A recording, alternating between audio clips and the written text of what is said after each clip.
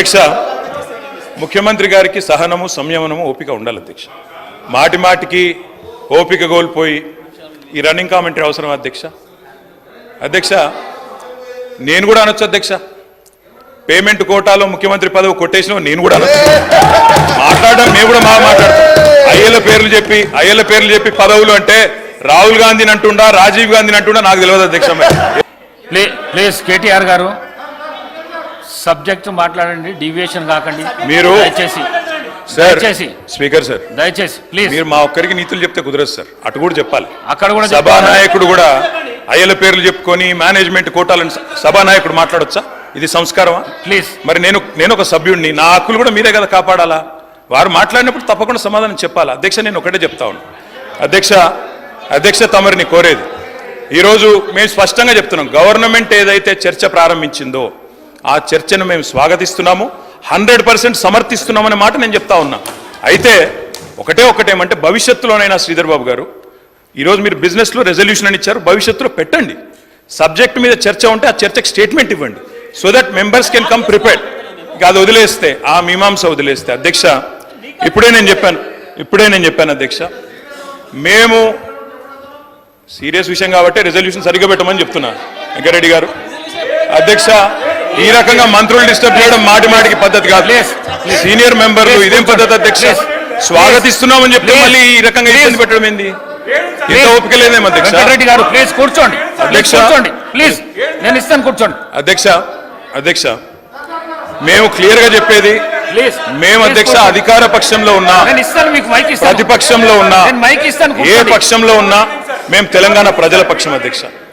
మేము ఈరోజు ఈ కాంగ్రెస్ ప్రభుత్వం ప్రవేశపెట్టిన ఈ చర్చను ఎందుకు సమర్థిస్తున్నాము, ఎందుకు స్వాగతిస్తున్నామంటే, తప్పకుండా రాష్ట్ర విశాల ప్రయోజనాల దృష్ట్యా, రాజకీయ ప్రయోజనాల కంటే కూడా రాష్ట్ర ప్రయోజనాలు ముఖ్యం కాబట్టి, తప్పకుండా రాష్ట్రంలోని ప్రజలకు న్యాయం జరగాలి కాబట్టి, నిన్న కేంద్ర బడ్జెట్లో అన్యాయం జరిగింది కాబట్టి తప్పకుండా ప్రభుత్వం ఈరోజు ఏదైతే చర్చను పెట్టిందో దాన్ని మేము సంపూర్ణంగా స్వాగతిస్తున్నామన్న మాట మళ్ళొకసారి చెప్తా ఉన్నా అధ్యక్ష.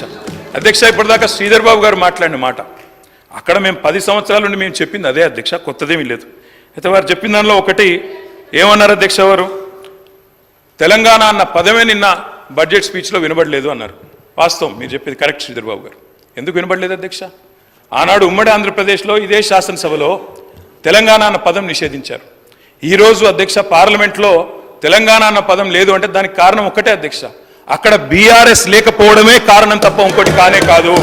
గులాబీ జెండా ఎగిరినాకనే తెలంగాణ ఇక్కడ మెయిన్ స్టే అయింది, అక్కడ కూడా ఉండేది అధ్యక్ష. ఈరోజు అక్కడ లేదు అధ్యక్ష. కేంద్ర బడ్జెట్ చూసినాక ఇలా తెలంగాణ ప్రజలు ఏమనుకుంటున్నారంటే అధ్యక్ష, చాలా స్పష్టంగా లెక్కలు తప్పినాయి అధ్యక్ష. వివేక్ లెక్కలు తప్పినాయి అధ్యక్ష. 8+8 మామూలు గణితం అయితే 16 అధ్యక్ష. కానీ ఇవాళ 8+8 గుండు సున్నా అని తెలంగాణ ప్రజలు అనుకునే పరిస్థితి వచ్చింది అధ్యక్ష. ఇది వాస్తవం అధ్యక్ష. ఎందుకంటే తెలంగాణ గడ్డ మీద పుట్టిన ప్రతి బిడ్డకు కలిగిన భావన నిన్న కేంద్ర ప్రభుత్వ బడ్జెట్ చూసినాక ఈ 10 సంవత్సరాలు ఏదైతే అన్యాయం జరిగిందో అదే అన్యాయం కొనసాగింపుగా ముందుకు పోతా ఉంది అధ్యక్ష. కాకపోతే హాస్యాస్పదం ఏమంటే, మమ్మల్ని ఒక మాట అన్నారు అధ్యక్ష. ఏమన్నారు ముఖ్యమంత్రి గారు? ఏమన్నారు అధ్యక్ష? కేసీఆర్ గారు అనవసరంగా పంచాయతీ పెట్టుకున్నారు, ముఖ్యమంత్రిగా కేంద్ర ప్రభుత్వంతో పంచాయతీ పెట్టి కెలికి పంచాయతీలు పెట్టుకొని అనవసర బేసిజానికి వేయండి కాబట్టే 10 ఏళ్లలో ఏం కాలేదు, నేను అందుకే సఖ్యతతో ఉంటా అన్నారు. ఏమన్నారు అధ్యక్ష వారు? ఇక్కడ హైదరాబాద్లో ఒక మీటింగ్లో మోడీ గారు వస్తే ఏమని చెప్పినారు? మాది కేంద్ర ప్రభుత్వంతో ఇప్పటి నుంచి బంధాలు, అనుబంధాలు, సత్సంబంధాలు ఉంటాయి. మోడీ గారు పెద్దన్న లాంటి వారు, బడే బాయ్, నేను చోటే బాయ్ అన్నారు అధ్యక్ష. అన్నాదమ్ముల అనుబంధం మంచి అద్భుతమైన సినిమా పండించిన వేదిక మీద ముఖ్యమంత్రి గారు. మరి ఏమైంది అధ్యక్ష? ఈరోజు ఏం జరిగింది అధ్యక్ష? తనదాకా వస్తే కానీ ఇవాళ శ్రీధర్ బాబు గారు మాట్లాడుతున్నారు సవతి తల్లి ప్రేమ, కక్ష, వివక్ష. మరి మేమేం చెప్పినాం అధ్యక్ష? మేం చెప్పింది కూడా గదే ఇన్ని రోజులు. ఇప్పుడు మీ దాకా వస్తే మీకు తత్వం అర్థమైంది, వాళ్ళు ఎట్లా వ్యవహరిస్తారో. ఎన్నిసార్లు తిరిగినా, ఎక్కే విమానం దిగే విమానం అన్నట్టు 20 సార్లు ఢిల్లీలు దిగినా ఆడ ఏం జరగదన్న విషయం ఇప్పుడు అర్థమైంది మీకు.